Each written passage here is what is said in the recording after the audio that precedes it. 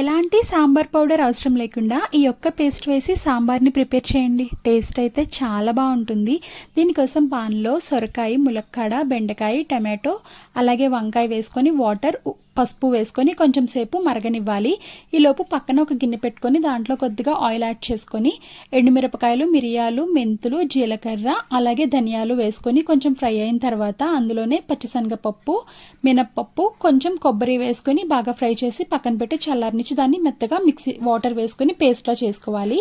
ఇలా మరుగుతున్న కూరగాయల్లోకి ఉల్లిపాయ ముక్కలు కూడా వేసి కూరగాయలు 50% కుక్ అయిన తర్వాత చింతపండు రసం, ఉప్పు, రుచికి సరిపడినంత అలాగే కొద్దిగా బెల్లం వేసుకోవాలి.